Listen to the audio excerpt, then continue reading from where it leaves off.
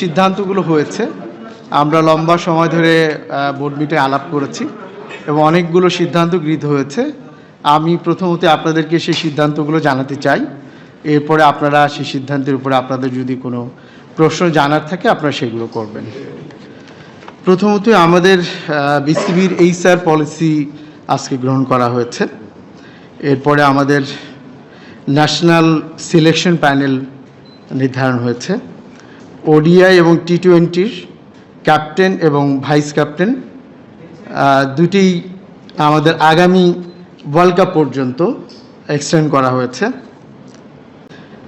সিসিডিএমের পক্ষ থেকে আমাদের ঢাকা প্রিমিয়ার লিগ শুরু করা হবে এবং সেই লক্ষ্যে আগামী 8 তারিখে সমস্ত ক্লাবগুলোকে আহ্বান জানানো হয়েছে মিটিংয়ের জন্য।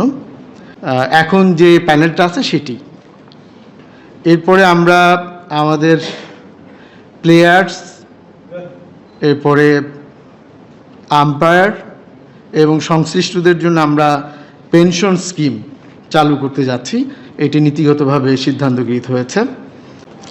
এরপরে আমাদের ডোমেস্টিক প্লেয়ার অ্যানালিটিক্যাল অ্যাপ বিসিবির পক্ষ থেকে নিজস্ব একটি অ্যাপ তৈরি করা হয়েছে এবং আজকে সেটি উদ্বোধন করা হয়েছে। ইন্টার ইউনিভার্সিটি ক্রিকেট টুর্নামেন্ট শুরু হচ্ছে ঢাকা বিশ্ববিদ্যালয়ের ক্রিকেট মাঠে। এছাড়াও ওমেন বিপিএল এবং ওমেন্স কাপ এই দুটি খেলা হবে সে ব্যাপারে সিদ্ধান্ত গৃহীত হয়েছে। তাও বিসিবি এর আগের সংসদে আমরা দেখেছি যে সেখানে দুর্নীতির বিষয়ে আলোচনা হয়েছে। গভর্নমেন্টের দুর্নীতি সহ সমস্ত কাজের ক্ষেত্রেই আমরা সহযোগিতার ব্যাপারে পরিপূর্ণ সিদ্ধান্ত গৃহীত হয়েছে এবং আমরা সকল ধরনের সহযোগিতা তাদেরকে অব্যাহত রাখব।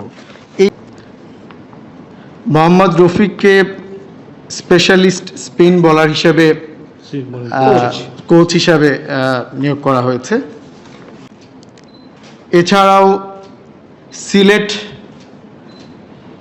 ক্রিকেট স্টেডিয়াম ভিজিট করে আমাদের সম্মানিত প্রতিমন্ত্রী মহোদয় যে সকল দিক নির্দেশনা দিয়েছেন সেই বিষয়গুলো নিয়ে আলোচনা হয়েছে এবং সেগুলোকে দ্রুত কার্যকরী করা হবে। আমরা সাংবাদিক, প্লেয়ার্স এবং অন্যান্যদের জন্য একটি অ্যাওয়ার্ড প্রদানের জন্য সিদ্ধান্ত গৃহীত হয়েছে। আমরা অ্যাওয়ার্ড নাইট আবার নতুন করে শুরু করছি। এছাড়াও আমরা বিসিবির একটি স্পোর্টস জার্নাল আমরা বের করতে চাই, অন্তত প্রতি 3 মাস অন্তর অন্তর একটি করে স্পোর্টস জার্নাল আমরা বের করব। এছাড়া সাংবাদিকদের জন্য আমরা একটা স্কলারশিপ প্রোগ্রাম চালু করছি। যারা স্পোর্টস জার্নালিজমের উপরে বাইরে পড়ালেখা করতে যেতে চান আমরা তাদের জন্য একটা স্কলারশিপ চালু করব। সব ধরনের খেলার খবর পেতে সাবস্ক্রাইব করুন। সঙ্গে থাকুন খেলার পাতার।